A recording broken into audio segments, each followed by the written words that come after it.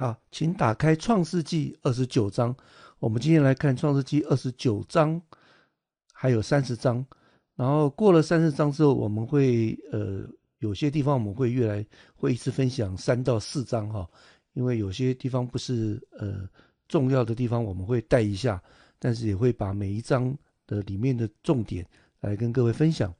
现在我们来看《创世纪》的29章。请看第1节到第14节。首先，我们来介绍上次讲到说，雅各跟这个以扫，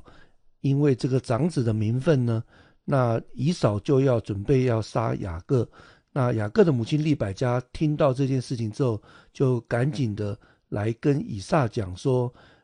叫雅各不要娶迦南的女子，叫他去他的舅舅拉班那里能够娶一个妻子。事实上，其实另外一个主要的原因，是因为利百加要安排雅各去投靠他的舅舅拉班，能够躲避这个以扫对他的一个杀害。好，我们现在就来看这个雅各，他开始出发他的旅程。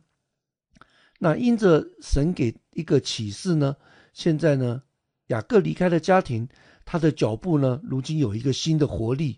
他到了东方人之地，就是来到了美索不达米亚。在圣经里面，我们常常会听到东方人之地，我们通常都会想到亚洲，甚至于想到中国。事实上，圣经里面东方这个两个地这个字呢，都是指的这个美索不达米亚这一块地区哈，位在今天的中东地区的伊拉克那一带哈。那首先我们来就看到雅各他开始展开他的里程。随着这个里程呢，神要单独的带领他，让他学习到很多的功课。2到8节呢，是讲到了雅各呢就走到了往那个哈兰地区哈，他走到了一个井边，跟当地的牧羊人对话。事实上，这个对话呢是代表他已经到达了他的目的地，也就是到达他的舅舅拉班的所居住的地方哈兰。首先呢，那雅各就跟这些在井边带着这些羊群要准备喝水的这些的牧人来这边的对话。他问他们说，是不是认识拉班这个人？他们回答说认识。那拉班也平安，意味着他还是在这里的。那接着呢，他就说呢，这些牧人就说他的女儿拉结领着羊来了。雅各在7到8节就讲到说，日头还高，也就是说是在正午的时候，那让这么的一大群羊聚集，现在不是时候。现在呢，给他们一点水，再去放一放，领他们去青草地。雅各在这里讲了说话，就像是一个专业的牧羊人。事实上，我们之前晓得，他离开他的家乡之前啊，他是承续了亚伯兰跟以撒做一个牧羊的人，所以他的确是很有经验的，知道这些羊群什么时候该喝水，什么时候不该喝水。那这个人们这些人群就回答说，我们不能，我们必须要等到这个羊群聚齐了哈，把这个石头，也就是像一个盖子一样的离开井口，才可以让羊喝水。雅各是给他们建议说，让他们喝点水哈，再去吃点青草，再回来，不要给他喝太多的水。但是这些的牧羊人说，根据他们的风俗习惯，是不可以先打开这个井的盖子，要等到所有的人都来了，就是牧羊人来了之后，才能够把这个井的盖子转开，才能喝水。换句话说呢，雅各的建议呢，对于当地来讲是风俗呢，跟他们牧羊的习惯是不一样的。接着圣经就在9到12节呢，介绍了雅各跟拉结的相遇。那雅各正在和他们说话的时候呢，拉结就领着他父亲，也就是拉班的羊来了。接着阐述了雅各呢，就为这个拉结呢转开了一个石头，能够让他的这些的羊呢群这样子来喝水。因为拉结这时候带着羊群来，就意味着这些该喝水的这些羊群的带领的人都到齐了，所以他就主动的把这个10块的一个板子呢，或是木头的板子，把它转开来，能够去喝这个井的水。那经文讲到说，雅各跟拉结亲嘴，就放声而哭，这个是表示了他们彼此之间的相认，而雅各就上去跟拉结表明他的身份，说他自己呢就是他父亲拉班的外甥，是利百加的儿子。那利百加呢其实就是这个拉结的一姑妈哈，所以拉结呢听到这样的消息之后呢，就赶紧的跑去告诉他的父亲拉班。这时候呢，我们接着看到13、14节，拉班听见了外甥雅各的消息呢，就赶紧出来迎接他。事实上，回溯到这个最早呢，这个亚伯兰差派仆人去拉班这里迎娶利百加的时候，这时候呢，已经是在97年前了哈，时间过得非常的很久的一段时间了。因为以撒是在60岁娶这个利百加，而之前我们有介绍到说，随着这个的撒拉的过世，还有这个利百加的生子等等的，事实上这个时间段已经经过了97年了哈，各位可以自己再去回过头来看创世纪28章之前的计算一下，就会知道。那拉班呢听到了雅各来了，就过去迎接，就抱着他与他亲嘴，领他到自己的家里。雅各就把他一切的情由告诉拉班，那拉班就对他说，你实在是我的骨肉，对家族的，这是一个对家族一个认同哈。那作为客人呢，那他就邀请雅各在那边呢跟他同住1个月。同住这1个月的时候开始，我们这一段要讲到了说雅各的一个婚姻哈，从15节到19节。首先是拉班对雅各说，你虽然是我的弟兄，这里意思是说他是他的像他的侄子，是他的外甥哈，或是侄子的意思，而不是说好像称兄道弟。他这里讲的是你是我的家人的意思，岂可白白的服侍我呢？那经过了1个月的时间呢，他就说好，那既然你要住在这边可能会更长时间，那你会帮我做一些事情，那也不可以白白的服侍我。所以接着拉班就跟他探讨说，那如果你来帮我打工的话，你需要什么工价？那16、17节就插入了拉班的2个女儿，大的叫做利亚，利亚的这个的意思呢是野母牛或是羚羊。其次的小女儿叫做拉结，拉结的希伯来的意思是母羊羔。17节呢展现了他们的这样子的一个性格的差别跟容貌的差别。首先呢，利亚的眼睛呢，圣经记载是没有神气。这个没有神气不是好像眼中没有光，或是看起来很阴暗，或是看起来好像是无精打采。事实上这个没有神气，希伯来语原来的意思是柔弱，也就是他看起来是一个很柔弱很文静的，这是他从希伯来文里面原来的意思，形容他的一个性格。而拉结呢却是生的呢美貌俊秀，这是圣经对一个拉结的一个描述。这也难怪为什么之后呢雅各会喜欢拉结，因为他看到他的容貌的确是比利亚美丽多了。所以呢我们接着就来看到说，雅各就喜欢上了拉结，所以他就爱着拉结。所以呢当拉班在跟他协议说要怎么样给他工价的时候，这时候呢雅各就主动的跟他说，我想要娶你的小女儿拉结呢，那为着你的女儿我愿意服侍你7年。也就是说这7年呢我就是白白的服侍你，这个7年就好像是一个工价，这7年也像是一个他所做的工价来作为雅各给拉结的聘礼一样。因为呢在这个雅各呢他来呢，他虽然是两手空空的来的，但是他不会因着是亚伯兰的血统，因着是有这样亲缘的关系，所以呢他来空口就来跟拉班说把拉结许配给他。因为在他的情况他什么都没有带来，他就是人来到了这个地方来投靠这个他的舅舅拉班，不像最早以前呢，在这个亚伯兰的仆人还记得他是带了很多的聘礼，很多的这些贵重的这些金子啦，还有这些牛羊来作为聘礼来娶利百加的。现在的雅各来呢是两手空空来的，所以呢同样是来娶亲，但是跟利百加的出价跟所得到的聘礼是完全不同的。现在呢他就跟拉班协议说，用他7年的劳力呢的工作当为聘礼。19节我们就看到说，拉班就同意了说，好，我把他给你，胜似给别人。意思就是说，我让他跟你这样子来结婚，总比我把他许配给别人好得多，因为你是我的家人。这是一个一个血缘的关系，或是一个亲戚的关系，这看似理所当然的事情。那拉班就跟他达成协议，就说你与我同住吧，就同意雅各为他打工7年，然后跟他住在一起了。29章20节到30节是雅各呢娶妻子的一个描述。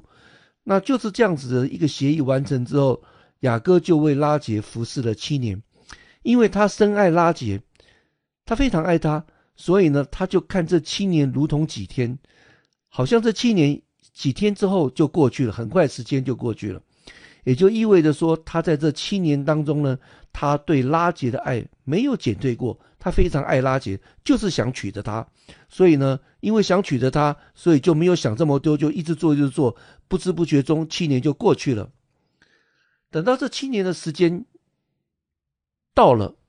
他服侍的工作做完了之后，那他就准备来跟拉班提说，那求你呢，把我的妻子给我。原因是因为他服侍的7年的日期已经满了。雅各就对拉班提出要求说，我好与他同房，意思就是花烛之夜可以跟他结婚。那拉班呢就同意了，因为他这是之前的承诺，所以在22节呢，拉班就摆设宴席，请齐了那地方的众人，准备来为他来举行这个婚礼跟婚宴。接着呢，就带出了拉班的欺骗之夜。到了婚宴的这个晚上呢，拉班却把他的大女儿利亚送进了婚礼的帐篷给雅各。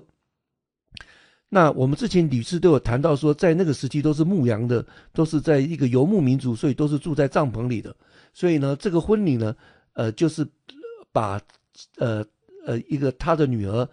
当然圣经告诉我们是利亚，但是雅各这时候是不知道，就把他的女儿送到一个帐篷里面，准备能够让他们能够进行这个婚礼的一个洞房之夜。所以呢，他就把利亚送到帐篷，准备给雅各了。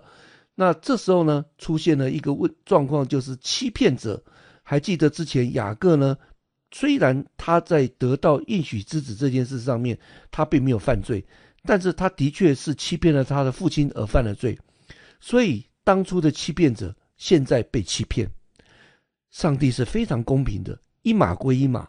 神的改变，神的约跟神的计划是没有人可以改变。但是当你用你自己的方法，即使不是你自己的一个主意，即使雅各是因为听从他的母亲利百加的关系，但他欺骗父亲仍然是不争的事实。所以呢，神是非常公平公义的。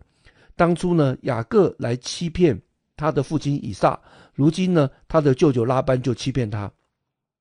而这个欺骗者如今被欺骗，神在有4个方面来报应他，也就是说来惩罚他，管教他。首先，还记得之前讲到了以撒因为眼瞎而看不清楚，分辨不出来雅各跟以扫。现在呢，雅各在花烛之夜的黑暗也是一样，所以他也看不清楚，也看不见，也是在黑暗的当中哈。结果呢，以撒跟现在的雅各2个都看不清楚了。第二个是雅各呢被骗，是从大的被换成小的。那与以撒的是相反的，是因为以撒的事情呢是雅各去换以扫，也就是小的去换大的，这2个刚好是颠倒的。第3个，以撒呢以为雅各是以扫，而在这里雅各以为利亚是拉结，所以呢，在这当中神就很有趣的处理这件事情呢，给他4方面的管教跟报应。最后一个是雅各呢假装他的哥哥，而利亚呢假装他的妹妹。所以这个圣经整个的描述它也很有趣，而且神很快的就处理这件事情，让雅各学习功课。其次，我们来谈到说，在那个时代的婚姻的这个结婚之夜呢，是戴着面纱的哈，这是中东那边的一个习俗。这也就是为什么雅各呢跟利亚圆房的时候，他没有认出究竟是和谁睡的哈。那24节讲到了结婚的礼物，拉班呢就将他的这个婢女，就是一个仆女，叫做希帕的，给了女儿利亚作为使女。那希帕呢，意味的就是接近或是亲密的意思。在25节这边就讲到了说，到了早晨，那雅各才发觉他娶的这个新娘是利亚。那娶到了利亚之后，他当然是有一个抱怨了，所以故事就展开了他的第二段的婚姻，也就是真正要把拉结娶回来了。那从25节后面那边呢，当雅各发现跟他过了一夜的竟然是利亚而不是这个拉结呢，雅各就开始抱怨了。他就向拉班说，你向我做的是什么呢？这是一个讲到公平的一个问题，也就是说不公平。我跟你协议好了，我服侍你，我帮你做7年，不就是为了拉结吗？那你怎么这样的欺骗我呢？所以他在讲欺骗的时候，其实如同刚刚所说的，他很容易知道自己曾经也做过欺骗者哈，但是他仍然是要求一个公平的。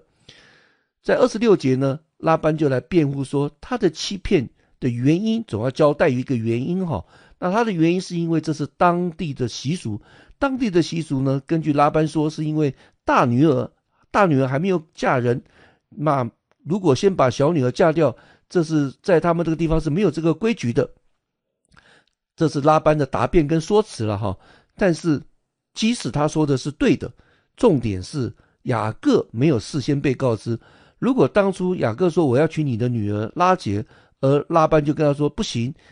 在我们这里没有的，你要娶拉结可以，那你要等到利亚出嫁之后才能够去娶拉结。所以呢，在之前呢，事先雅各跟拉班的协议，那雅各根本就没有事先被告知这件事情。所以呢，这只能说这是拉班的一个谎言，就是讲到说这个是一个习俗，大女儿还没有嫁，所以先把小女儿给的是不合宜的，这是一个谎言。但这个对雅各来讲是颇为讽刺的哈，因为如同刚刚所说的，他之前跟以扫之间为了这个长子跟长子的这个名分的问题呢，如今就重演了。我们接着来看说拉班跟雅各怎么处理这个问题。27节呢，拉班就提议了说，你为了这个满了和利亚结婚7日，那因为那时候的习惯呢，婚礼是要持续7日的哈。那这个风俗呢，事实上在士师记14章12到18节那里也有提到，而这个风俗也流续在了一个犹太人的习惯风俗里面哦。因为士师记里面就有记载，到今天的传统的犹太人或者今天以色列，他们的婚礼的庆祝也是7天的时间。那拉班意思就是说呢，你先跟利亚满了跟他在一起结婚礼的7天，那我就把那个也跟你，那个当然是指的拉结，也就是说你先好好的跟利亚呢过了7天的婚礼期之后，我再把这个拉结跟你成婚。换句话说，他是1周之后7天之后再迎娶拉结，而不是7年后。我们有时候在读这段经文的时候，总觉得说又讲到说他接着又服侍了7年，就以为是他服侍了7年之后，7年之后才娶了拉结。不是的哈，我们要注意看到这篇经文27节讲的说，你为这个满了和利亚的婚礼7日，是很清楚是为了这件事情。所以呢，他是1周之后他就娶了拉结，不是7年。但是接下去呢，这个拉班就提出了要再举行第二个婚礼，也就是娶拉结的这个的条件。拉班对雅各说，你要履行另外一个条件，说你要再为他服侍我7年。所以也就是说，雅各要答应拉班再继续工作7年。那这个意思就是说，好像是一个条件，而这个另外7年的服侍是他娶拉结的第二份的聘礼要付的。所以这个事情也达成了协议之后，我们看到28节就是雅各的第二次娶妻。那雅各就如此行哈，就满了利亚的7日，他同意了，就把这个婚礼的7天呢完成了之后呢，那拉班就便将女儿拉结给雅各为妻。随着之前这个利亚结婚的时候，拉班给了他这个仆女，那拉结在这里结婚的时候，拉班又将另外一个女叫做毗拉给他的女儿拉结作为使女一起陪嫁过去。那毗拉的希伯来意思是恐惧的意思。那在30节这里就回到了雅各跟这个拉结呢同房，完成了他跟他的婚礼。30节的后面呢是指的第二个7年的开始。经文讲到了说，因为呢雅各呢爱拉结胜似爱利亚，所以呢他为了今天要达成这个协议，也为了爱拉结的原因呢，所以他又服侍了拉班的7年，所以是7年加7年，一共14年。婚礼完成了之后，当然下面就介绍了从创世纪的29章31节到30章24节，我们就要介绍雅各的众子。这个众子我们是众所知的，就是雅各生下来12个儿子，也就是以色列的12个支派。我们来看看圣经里面怎么来描述这段，跟我们在这当中可以来学习看见的。那雅各的儿子呢，记述呢是从利亚的孩子开始。首先31节是神的一个远见。为什么讲到神的远见？在之前我们30节前面所谈到的屡次我们看见的都是雅各爱拉结，爱拉结，深爱拉结，他可以为了一个女人白白做了7年工，发觉他并没有达成希望，那赶紧的再去协议，又为了这个女人服侍了7年。换句话说，他为了这个他所爱的女子服侍了14年，才达成他的心愿，就可以看见他对他的爱有何等的深切。但是这个是人的看法，我们从30节来看看神怎么看待这件事情。首先呢，31节讲到了耶和华见利亚被恨。被恨这个字我们特别要来做一个说明。被恨在圣经里面不是一个情感上面感情上面一个好例子。我们通常讲到爱跟恨总是情感的，讲到男女之间的爱情，这是情感这边的用词哈。但是圣经里面讲到这个被恨，它是指的一个选择的意思。意思就是说，雅各呢选择是拉结而不是利亚。两个姐妹当中，她选择拉结而不是选择利亚。但是这并不代表说他不爱了，这是两件事情，而是从圣经的用词当中，这个被恨跟爱是指的选择跟不选择。所以这是一个从希伯来文跟犹太拉比的一个的看法。那等一下我们也会来讲为什么这么说。所以利亚遭恨是因为雅各选择的不是他，所以这就完全非常的合理哈。那拉比解释呢，这里的陈述呢，其实这个所谓的被恨是指的爱的少一点。如果雅各完全不是这么爱利亚的话，他连同房都会不跟他同房呢，也不会接下来利亚会生了这么多的儿子哈。所以呢，很清楚的看见说，不是雅各厌恶他，他只是更偏爱拉结，他爱拉结爱得多。那回过头我们来记得在新约的当中有一段经文，讲到耶稣讲到说，若不是为我的缘故能够这个离开自己的这个父母亲，那新约福音书也讲到了说恨恶或是恨。所以呢，这个字用在新约当中，那有些不清楚这些的用词，更不了解整个圣经里面在讲这个词的用法，就批评说耶稣呢，他讲一个人必须恨父母才能表现对耶稣的爱。也就是说呢，当然耶稣讲的是指的是一个对神摆在首位，不是特别讲恨这个字。如果今天神爱世人，神要我们孝敬父母，怎么可能神会要他的一个的儿女去恨自己的父母亲呢？这是完全不合理，也完全违背圣经的。因此当有人在批评耶稣说一个人必须恨他的父母，能够才表示是对耶稣的爱哈。事实上，他没有看见创世纪这里利亚跟拉结的一个情况。创世纪这里的用词在这里呢，说到这个问题呢是没有这个样子的一个问题的，因为只是一个选择的。所以呢，我们要明白一件事情说，当你在创世纪这里，你同意希伯来文原来的意思是选择，但是回到新约，你看见恨这个字，你却认为是耶稣是强调说，我们在一个恨父母，这个是用恨这个字，是情感上要跟父母亲离开，要拒绝自己父母亲等等之类的，这种是一个双重标准，这是有罪的。事实上，耶稣的意思跟创世纪这里的意思是完全一样的。耶稣的意思是说，一个人呢来选择神的旨意，也就是说，当你的父母亲跟你讲一个事情，跟神跟你讲个事情，你以顺从神的旨意为优先，是一个选择。爱，我们爱神，我们也爱我们的父母，这个爱其实并不一样的爱，重点不是在单单只有讲爱而已，爱是绝对是当然神是首位的，但是更重要的，耶稣不是在讲这个只有讲爱，耶稣是讲的，如果当神给你一个旨意，当你父母亲也交代一件事情的时候，这时候你要选择以神的旨意意愿为优先。举个例子来讲，今天当你在工作或是你去读书的时候，你去祷告，因为你是信徒，你自然就会祷告，求主为你预备，为你开道路，为你带领。如果你祷告清楚神是要叫你去往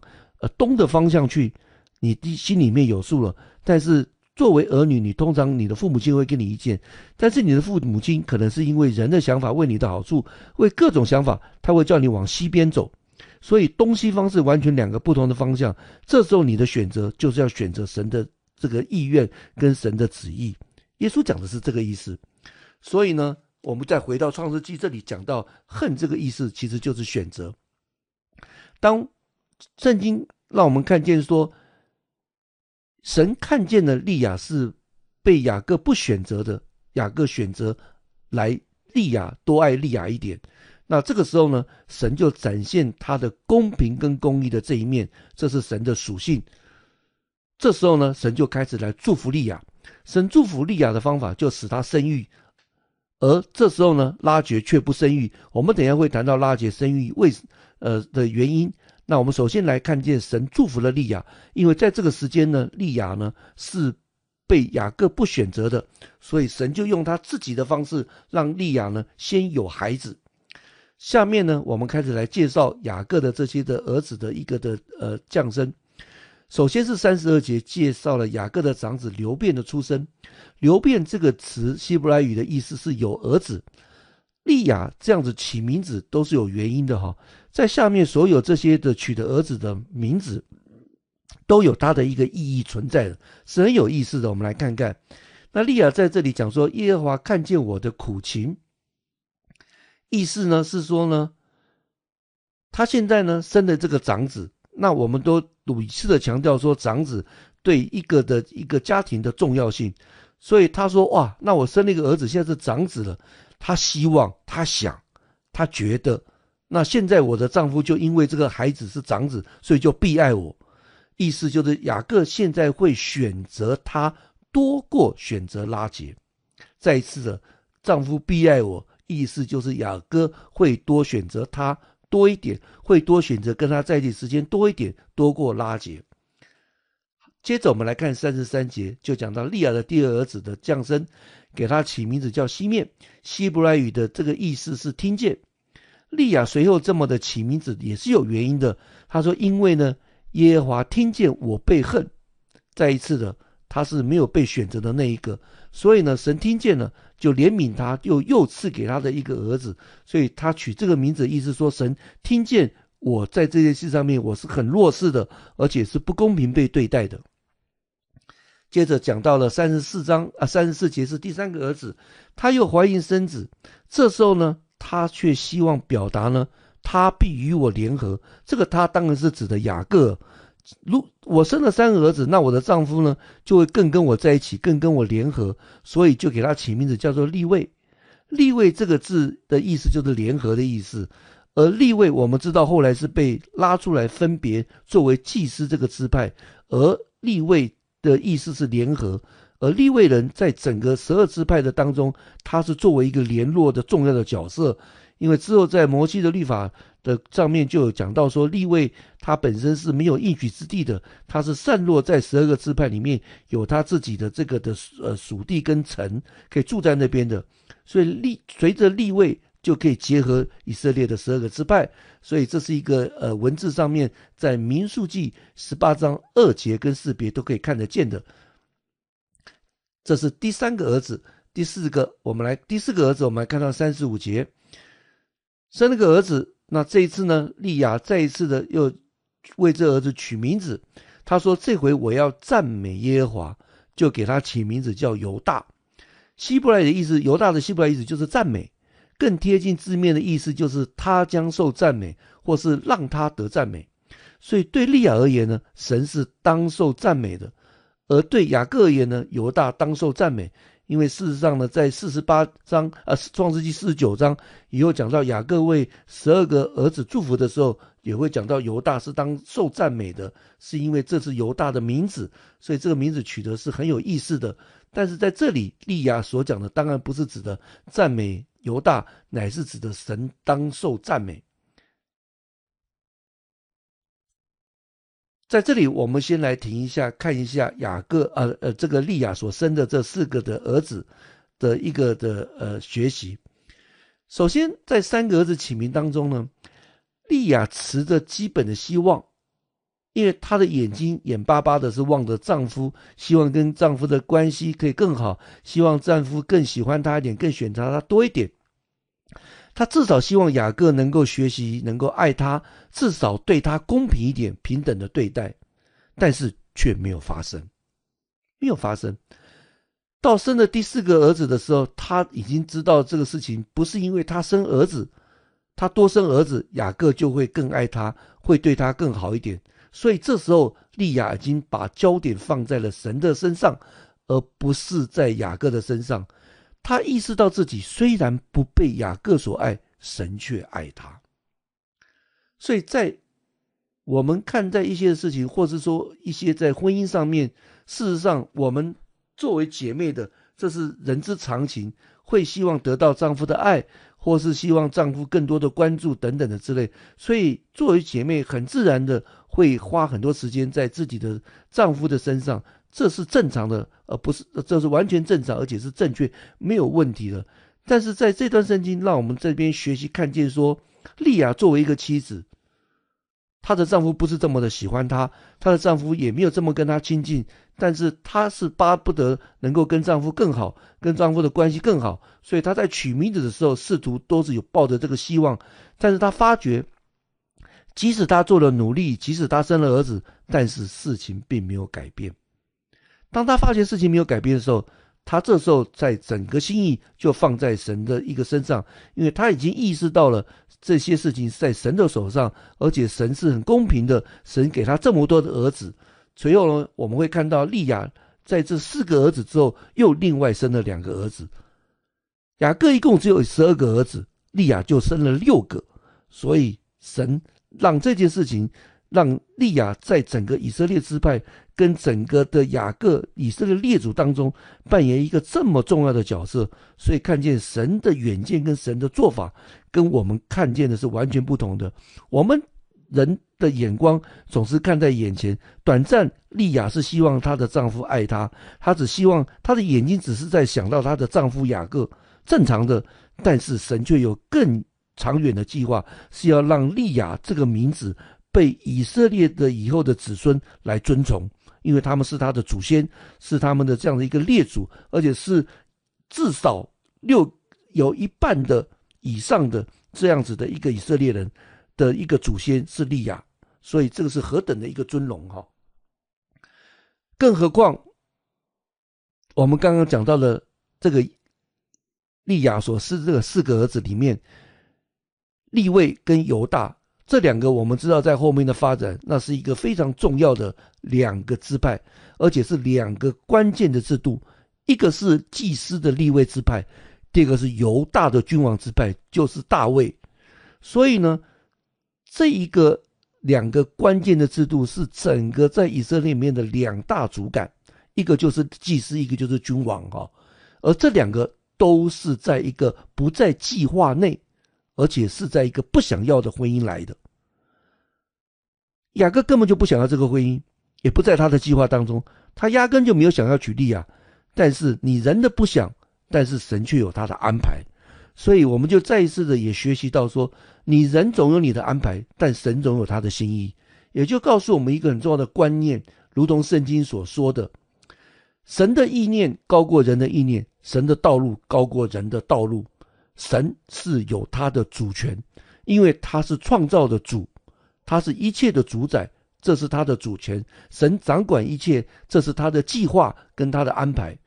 人即使当时不知道，但是不知不觉当中，其实我们都还是行在他的计划跟他的旨意当中。因为在那个时候的利亚、雅各或者拉结，他们完全不会意识到。回过头以我们今天来读圣经这个历史，回过头看这一段，我们就很清楚看见神的道路真的是高出人的道路太多太多，他的意念高出我们太多太多。我们人真的是目光短浅这也没有办法，因为我们不是神。但是我们能够学习的就是更多的明白，能够了解神的旨意跟心意。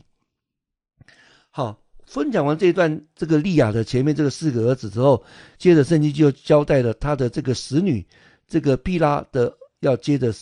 来生2个儿子的事情。这时候我们来打开创世纪30章的1到8节了。这个首先1到2节呢是拉结的回应。拉结呢就见自己不给雅各生子，就嫉妒他的姐姐。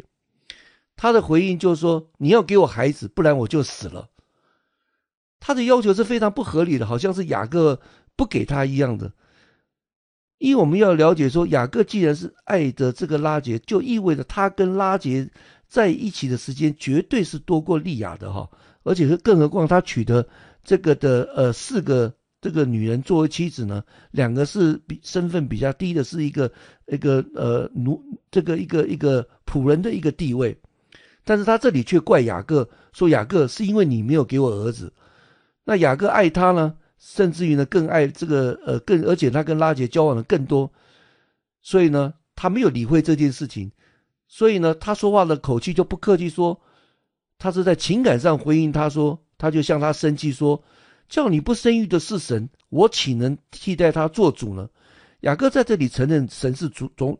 统管一切的，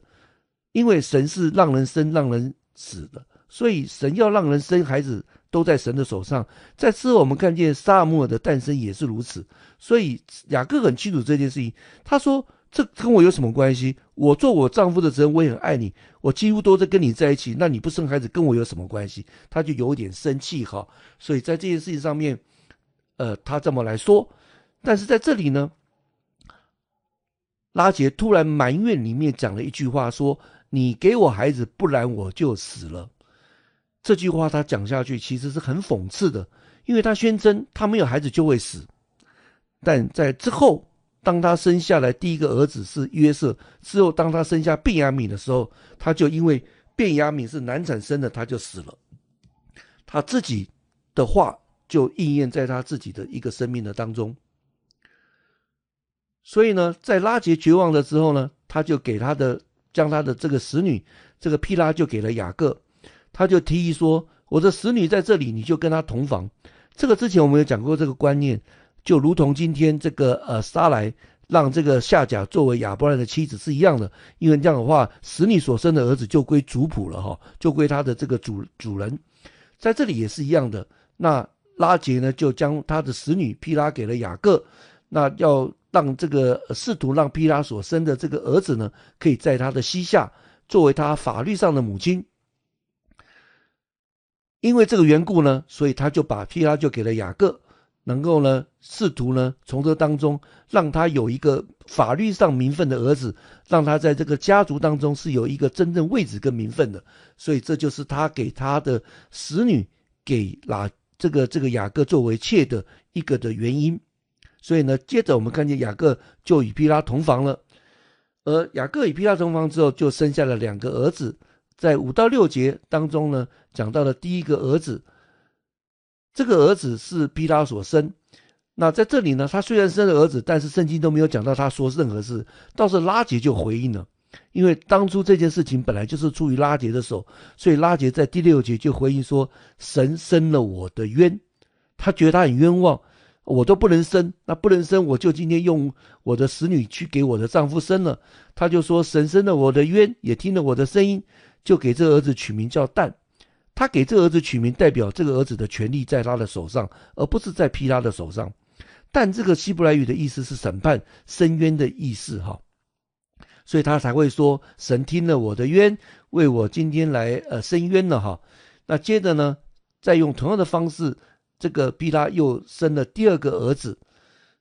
生完第2个儿子之后，拉结又再一次的回应了。他说呢，就这时候就投入他的心意了。他不是单单要家族的名分，要让自己有一个儿子，法律上的一个儿子。他说：“我与我姐姐大大相争，并且得胜。”哇，这里才看见他真正嫉妒心，是因为他看见他的姐姐这个利亚生了4个，他没有办法生，他非常的恼怒，而且就觉得说自己快要失宠了哈。这是他自己的心结的问题，里面充满了嫉妒，充满了愤恨，充满了竞争，这当然是不对的。所以呢，他说我与我姐姐大大相争，但是现在我得胜了，他很得意，所以他就说我再一次的给这个儿子呢取个名字叫做拿弗他利。拿弗他利的希伯来意思呢，就是角力、摔跤的意思。所以我们看见这些儿子的名字都有它的意义，很有意思的。第9节呢，我们就看到了说，好，那拉结这么做呢，利亚看见拉结这个做法，他也来效法。因为这个时候拉结看他自己停止了生育，他停止生育不是说他不生了，乃是说雅各可能没有再次的常常跟他一起同房，所以呢，他看见姐姐看到妹妹用这一招，他就如法炮制，就把他的使女呢西帕也给雅各做妾。那西帕就为雅各生了一个儿子。再一次的，利亚是这个他的使女的主人，所以他为这个孩子取了个名字叫做迦得。而迦得希伯来意思是叫做万幸，意思是什么？运气，或是好运气，或是运气来了。所以利亚在这个时候看见西帕给雅各生了一个儿子呢，他就很高兴说：哇，我的运气来了！这样的话，我连我自己原来生的有5个儿子在我的名下。在12节到13节呢，西帕又给雅各生了第2个儿子。那利亚再一次回应说：我有福啊！希伯来意思就是说，众女子都要称我是有福，我的运气是有福的。因为他看见哇，他的计划真的是，这个是他的这个使女为雅各生2个，他如今是如虎添翼，所以他就给这个儿子取名叫亚瑟，意思就是有福的。接着我们就来讲到说，经文讲到利亚再一次的生育了，从30章的14到21节。14到16节是当这个利亚生育的一个的情景，因为我们刚刚讲到说，因为雅各没有再跟利亚常常同房，即使有利亚也没有生育了，所以呢，当时的一个场景是割麦子的时候，这大概是在中东时期5、6月的时间，流便呢就是这个利亚的长子去田里寻见风夹。风夹这个词在希伯来语意思就是爱情果哈。这个爱情果呢，风夹这个东西呢，它是长起来像一个小苹果，它上是一个黄色的果实哈，类似像一个很小的苹果，它是一个黄色的果实。而风夹这个词在雅歌哈7章13节那里有提及哈，这是一个类似像一个催情药，所以流便看见的风夹是当然很宝贵的，就把它摘下来拿给他的母亲利亚。这个呢，利亚那这个事情拉结看到了，拉结就去跟利亚说，把这个风夹给我哈。从上下文看起来呢，它其实看起来就像是一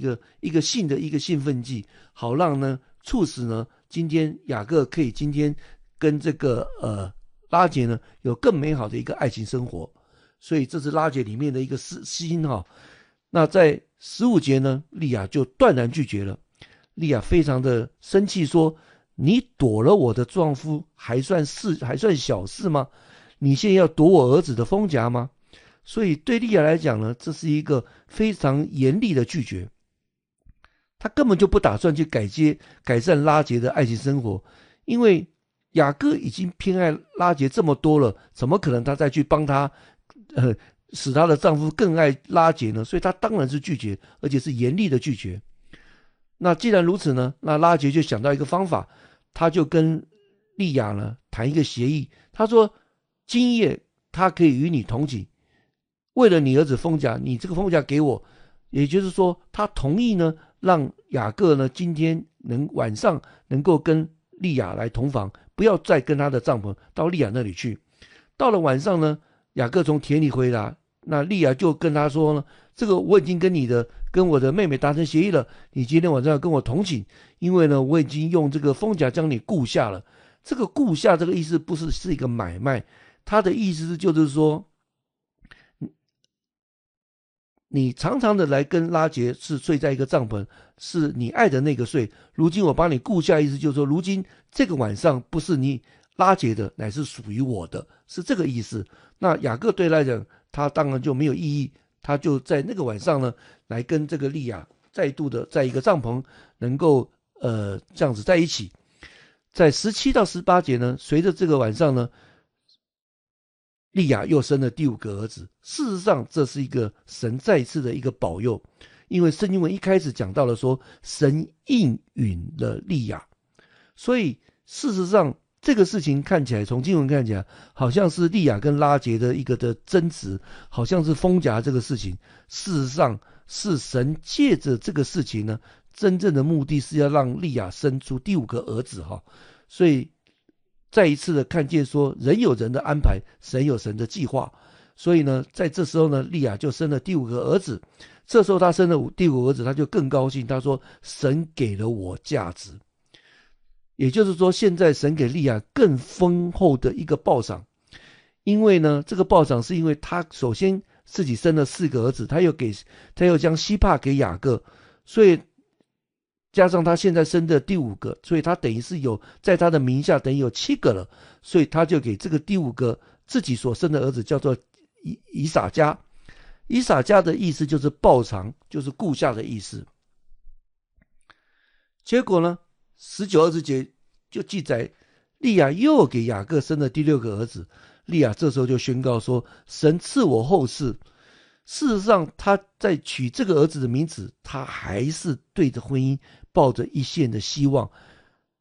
这是没有办法的事情，因为这是一个情节，也是女人的一个，尤其是当时那个时代的不做丈夫的一个的宠爱，事实上是是一个没有太多的地位的哈。所以这时候他还是对婚姻有着盼望的，因为他在生这个儿子呢，取这个名字之后，他说我的丈夫必与我同住，所以呢，他就给这个孩子起了个名字叫做希布伦。希伯来语的意思就是同住的意思。他这里会讲说我的丈夫必与我同住的原因，是因为他说，因为我给他生了6个儿子，加上使女所生的2个，有8个了。所以如同刚刚所说的，以色列12个支派有6个支派是出于他的，所以他当然是在整个雅各的后裔的当中占了很重要的地位。就算这个事情没有后面我们看见创世纪故事，如果按照一般的想法，在整个的这个父亲的家族里面，有将6个自己生了2个属于自己名下，你所带下来这个影响力跟你的这个家族里面的一个的分配产业，那也是不得了的多哈。所以当然是一个很重要的位置。所以呢，他就很高兴说，这时候呢，我的丈夫必与我同住，他会因为这些儿子呢，会跟我多多的在一起的时间。他还是对着婚姻有这么一点的小小的盼望哈。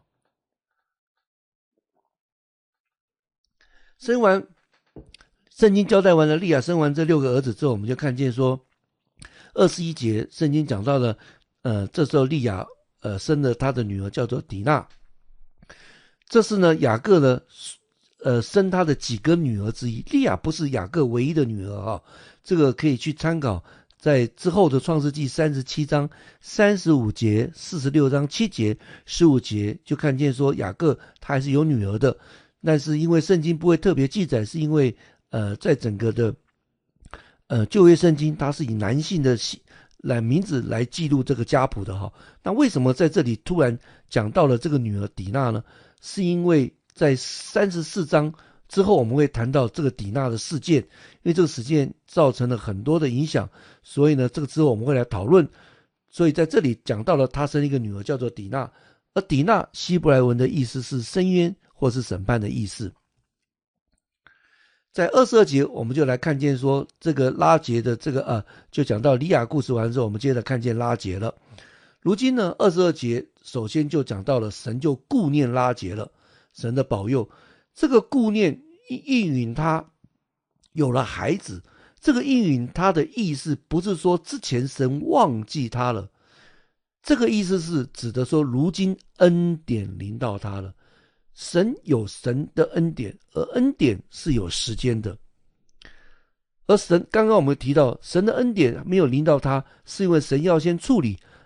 这个利亚的受到的不公平的一个的状态，所以时间那神处理完了利亚的事件之后，利亚的心意满足了，那事实上他也完成神的一个计划，就是为雅各生子这件事情之后，那时间到了，这时候恩典就临到拉结了。所以很多时候事情没有解决，并不是神不应允，乃是呢恩典的时间没到，如今恩典的时间就到了，所以神就听了他的祷告，就让拉结能生育了。因为我们可想而知，拉结自己一直不生育，他不知道做过多少次的祷告，如今他的祷告蒙应允了，原因是因为恩典的时间到了。所以有时候我们在祷告的时候事情没有成就，是因为恩典还没有到，我们就继续的来仰望神，看神什么时候把这恩典的时刻给到我们。当然我们的祷告要合神的心意哈，这是另外一个角度，这是另外一件事情。我们再回来看到30章的23到24节，这时候拉结就来回应了，说神除去了我的羞耻，因为不义的这个羞耻呢，一直到之后我们谈到以色列，包括讲到这个哈拿这个撒母耳的母亲，对以色列来讲，一个女人如果她不能怀孕是一个羞耻的记号，甚至于有一种认为说是被神咒诅的一个的意义。这时候呢拉结就说了，神除了我的一个羞耻，就给他生的儿子取名叫做约瑟。约瑟的希伯来意思是天真，或是他会天真。他给他取名的这个意思的希望是希望呢耶和华再给我添一个儿子所以这个是一个他为约瑟呢取这个的意义的名字的意思所以呢我们记得我们中国人也有这样子譬如说如果父母亲给一个先生了好几个女儿，其中一个女儿可能就叫做招男这个是有听过的就可能就变成说希望他能生了之后招了一个儿子来是一样的意思。所以呢借着这个名字，他希望呢神再添加给他一个儿子，他希望约瑟不是他唯一所生的一个儿子。事实上他的希望呢的确在生便雅悯的时候就成就了，但是呢却让拉结付上了生命。这是圣经里面交代了雅各12个儿子的一个的名字的取名，跟他4个妻子所生儿子的一个过程跟交代，还有起名字的一个原因。接着我们就来看到雅各跟拉班的一个约定我们来看25节到36节。这个约定的开始请求是因为呢在拉结生完约瑟之后，便雅悯是在之后才生的，这时候只有11个儿子。随着约瑟出现，雅各现在有11个儿子的，如同刚刚所说的，这是在利亚满了7日之后，雅各在为拉班打工了7年。换句话说呢，这是他在7年当中所生的儿子，而在过去的14年当中呢，这2份的这个聘礼都已经付清了所以这就是从雅各那里呢安排当中他得到的一个全部，这就是他所得的。他只得了11个儿子，他什么收入也没有，也没有任何的产业。所以呢这时候雅各就对拉班说，请你打发我走让我回到我的本乡本土，就是回到他的老家去。他说呢，请你把我服侍你。他很清楚，他非常清楚知道他的2个的妻子是他服侍所得的，所以他说把我服侍你所得的妻子跟儿女都给我，让我走。他说我怎么样服侍你都是知道的。那拉班就清楚知道雅各现在所需要的一个长父现在已经父亲了，所以他提出这个协议来。接着我们来看见雅各那个拉班就开始对雅各这个请求呢讨价还价。首先拉班认可，他说如果我在你面前蒙恩，你就继续留在这边跟我住吧。拉班想要雅各继续留下的原因，经文讲到说，因为我已算定耶和华赐福于我，是因为你的缘故。中文的圣经是翻译成算定，这个算定原文的意思，希伯来语的意思是有占卜的意思，也就是有关照的这个词，这是原文的意思。而这个词呢，跟另外一个词跟古蛇我们都知道是指的撒旦哈，跟这个古蛇跟占卜是同一个希伯来语词的字根，所以呢，这个字面意思就是说呢，透过蛇占卜，这是拉班在这里说我已经算定这两个字。换句话说，他是借着这样子一个占卜，借着黑暗的权势的势力去来知道一些，从灵界得到一些他想要知道的事情。所以他知道，他算出来，他看见了，他知道了，他的祝福是因为雅各的原因。再一次的，我们之前有提过，拉班是一个信奉神秘占卜的异教徒，他不相信神的。所以这个异教徒呢，他透过一个神秘的一个占卜呢，意识到呢，雅各的祝福是因着自己跟雅各的关系。这个神是谁不重要，因为对一个异教徒来讲，他是一个泛神论，只要这个神祝福他就是神，所以他以为雅各的神也是一个众神之一。但是他发觉这个神很厉害，因为这个神是祝福了雅各，他是从这个神祝福雅各之后才得到这个祝福，所以他承认雅各的神是非常厉害，但是他不承认那是独一的真神，他只知道是一个大神。所以呢，在这里呢，他意识到了自己的祝福是因为雅各的那个神跟雅各的关系啊，对于这个神是谁不重要。但是我们却知道说呢，雅各之所以得祝福呢，其实是因为这个亚伯兰之约，而拉班得祝福是因为在亚伯兰祝福的约的层面下，因为创世纪12章第3节讲到了为你祝福我就祝福他。拉班的确是有祝福雅各，因为他收留了他，让他在那里能够有吃有住的，而且呢让他娶了这样子妻子，也生了儿子，他是有祝福他。所以因着他祝福了雅各，所以他自然就得到神的祝福，再一次的应验了创世纪的12章第3节。那拉班却是不是从神那里得到，他是从他自己去占卜得到这个讯息之后，他当然不想去失去这份祝福哈。他意识到如果雅各离开了，他或许就会失去这个祝福哈。所以拉班就提出说，那你来定一下你的工价，我就给你，意思就是说你定出来工价我就会支付给你哈。他其实讲的意思就是说，那你继续为我工作，你所做的工作呢，我就继续给你工价，不会让你白白来服侍我。他想尽办法就是要把雅各留下来。那雅各的回应就是把他过去14年为拉班所做的工呢，指出了3件事情。他说，我怎样服侍你，你的牲畜在我的手上怎么样，你都是知道的。他说，我没有来以前，你的这些的产业很少，如今呢却发大众多。意思就是说，他的这些牛羊呢，因为雅各的工作就增加了非常多。那事实上呢，第二个是指的说，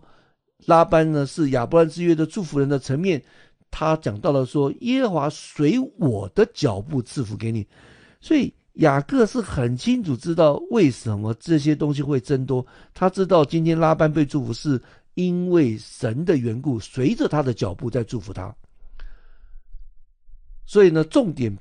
神不是因为拉班的义，不是因为刚刚拉班接这些好事，或者他没有做这些事情，也不是因为拉班的灵性，更不是因为他是一个信徒而祝福他。自始至终，他是一个拜假神的异教徒。再一次的，神祝福拉班仅仅是为了他跟雅各的关系，雅各很清楚的向他表达。第三个，雅各就跟他讲说，那我现在要为我自己立家业啦。他想要为自己的家人提供一个经济保障，因为他目前呢，他什么都没有，他是两手空空的。他想要有自己的产业，有自己这些的牛跟羊，可以使自己的家庭的经济稳定，而不是仅仅只是为了吃一顿饭住在这里而已。那雅各就提出这个要求之后，拉班就说：“那我应该给你怎么样的工价呢？”这时候雅各就跟他讲，在31到33节，雅各就说：“你什么都不用给我。”意思就是说，拉班不需要预付给他什么，但是呢，有一件事情你要可以来应允我，我就继续的来为你牧放你的这些的羊群哈。32节是雅各的提议，雅各就说：“今天我要走遍你的羊群。”这是拉班的羊群。他说呢，我走遍你羊群的时候，会挑出一些的羊来，原文是指的取走哈，就是挑出来3类来。第一类是绵羊，是有点有斑的；第二类是黑色的羊，因为在中东里面呢，绵羊通常是白色的，黑羊很少见的。第3类是山羊，也是一样有斑有点的。那中东的山羊通常是深褐色的或者黑色的，他提到的是非常少数的。雅各说呢，我现在要把你的羊群里面这3类的羊挑出来，山羊跟绵羊有斑点的啊，再来就是这个纯黑色的羊。那雅各就说为什么要挑出这一类来？他说我把这一类挑出来的意思不是说这些归我，但说这一类的羊呢，以后所生的后代就给我了。就是说这些羊在生的小羊就是归他的，因为他取出来是非常少数的，如同刚刚讲的，这个有斑点的还有纯黑色的羊是不多的哈，所以他其实是跟拉班在讲说，我要的就这么一点点，数量非常少的。而这个雅各这个要求，拉班根本就没有办法否决，也没有办法挑出毛病，因为他要的权利实在是很少很少，所以呢，拉班呢就同意了。在33节呢，雅各表明了他的诚实的一个考验。刚刚说过，说雅各到了拉班这里来是经历了学习很多的功课，其中一个功课在这里，雅各就讲到了他的诚实。他说呢，这样就可以证出我的公义来。换句话说，雅各的意思就是说，你现在把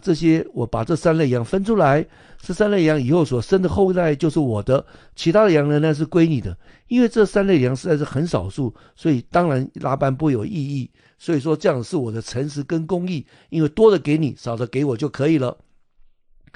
所以呢，只要去查验出这些羊所生的后代呢，如果有这样子这3类的，那就是我的，那就是我的工价。所以他们2个就能够达成一个协议。那雅各同时说呢，如果呢手里面的这些羊不是有斑有点的，绵羊不是黑色的，就是我偷的，所以这是一个非常大的一个让渡的提议。拉班自然说好啊，我就情愿照着你所行了。但是这个协议完了之后呢，拉班呢真的是一个在个性上我们看见他是一个很小人的动作，他就做了预防的一个行动。他就把呢这些有纹的，就是他现在有的羊里面有纹的有斑的这些的公的山羊母的山羊，还有这些绵羊，还有黑色的这些的羊呢，通通都把它拿走。换句话说呢，拉班把一切呢有利于雅各增长的通通取走了。雅各刚刚提到的是说他的工价是这3类羊的后代，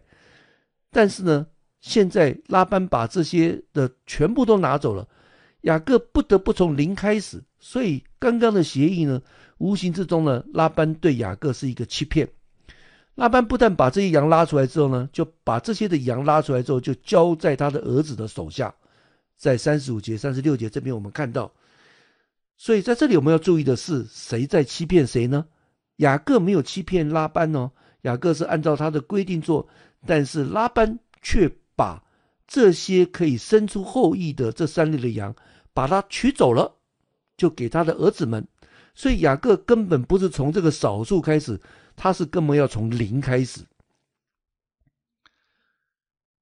不但是从零开始，拉班呢又使自己跟雅各离开了3天的路程，这是一个很远的路程。所以呢，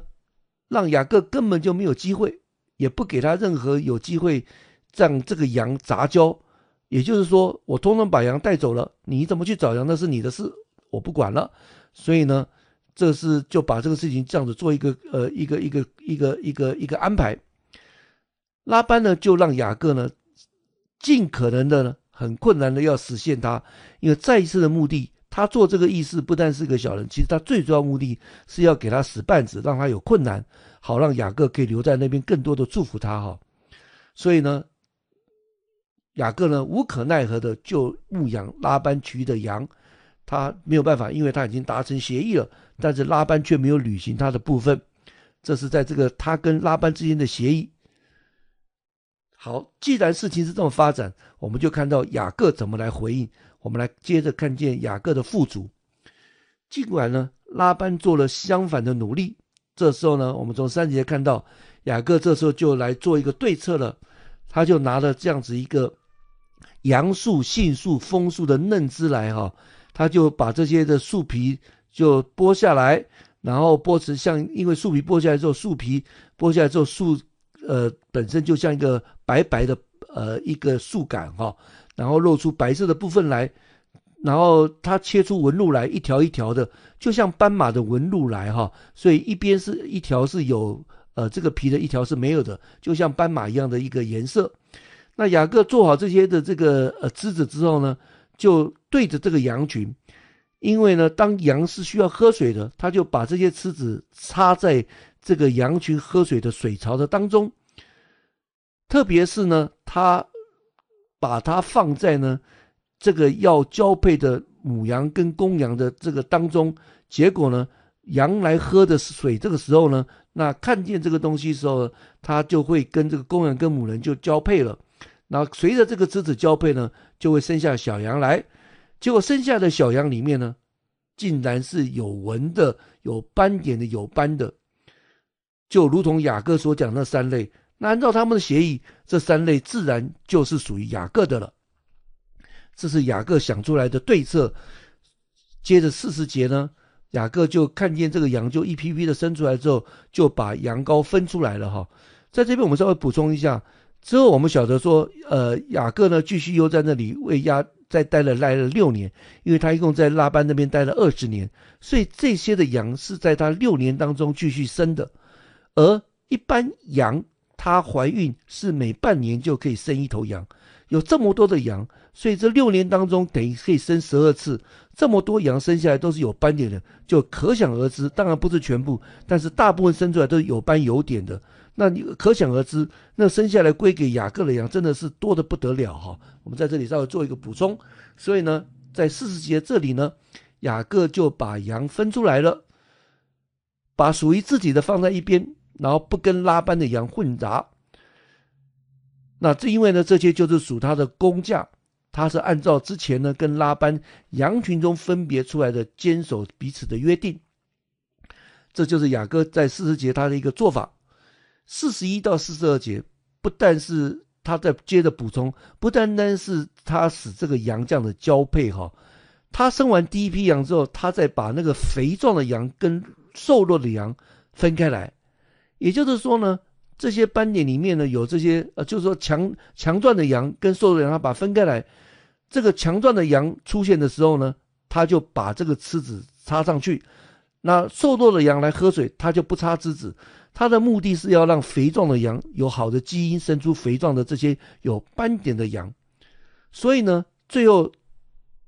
羊当然还是自然会去交配的，所以他插枝子的这些强壮的羊所生下来就归他了。而这些不插枝子自然会生下来的这些羊呢，是非常瘦弱的，是无力的，要不是全白的，要不就是全黑的，也就是纯色的羊哈，都是属于这个拉班的。而属于雅各的都是这些有斑有点的，而且这些羊都是非常强壮了。所以雅各做的第2件事情就是把强壮的跟瘦弱的把它分出来。接着我们看见43节就描述了雅各的财富了。因为在这个6年的当中，他使得这个羊群呢非常的多，使得呢他的这个羊群跟他的这个碑呢，还有他的骆驼跟驴呢，随着他这个羊越来越多呢，他可以去做买卖，把羊卖掉或是干嘛，造成他的财富呢暴增，他变成极其的富有，经济非常的稳定哈。那所以我们来看见呢，在这件事情当中，我们看见雅各使羊群增长的做了3件事情，做一个整理。首先第一个，他是在动物繁殖的时候算好时间，把剥了皮的这个的带条纹的枝子放在牲畜的眼前，能够让它做一个产前的影响。这是在37节到40节刚刚所说的。第二个是他把枝子所生的多色的牲畜放在一起，让它们杂交，产生更多的同类，这是40节。第三个就是刚刚所说的，他把肥壮的跟瘦弱的分开来，好让呢多色的就是肥壮的。这是雅各所做的3件事情。这时候我们就要来分享，其实雅各这个做法，如果我们从圣经看，好像神给雅各智慧，他很有智慧去做这些事情，或是他得到神给他的方法，得到意象等等之类的，其实不是的。雅各的做法根本就是一个迷信的做法，因为雅各一开始是诉诸于迷信，因为这是当时流行的一个产前的影响的理论。这个理论不要讲说雅各那个时代了，包括今天的我们人在生长，我们也听过一个例子，一些人在讲说，有些这个妇女怀孕的时候，他就把电影明星的这个照片放在他的这个镜子床前，就是说呢，自己如果生的女孩子就像哪个某某明星一样漂亮，生个男的就像哪个男的一样的俊美，这个也有这种讲法哈，所以这都是迷信，到今天也有，所以我们可以自然了解说，雅各现在在做这个东西，在做这件事情，只是一个流行的产前影响的理论，看什么就会影响自己所生的孩子，造成是怎么样的状况，所以这是一个迷信。意图是让自己的怀孕呢，跟怀孕期间的这个看见的一个景象呢，会在胚胎上留下印记，这是雅各所相信的。而且呢，他不但相信，而且他在实践，他就把他这样的按照他所想象的跟他的理论呢来做这个实践，而且理论出来果然是真的，就照他所想的，是真的吗？其实不是的，因为各位可以之后再来翻，这个我们在下一个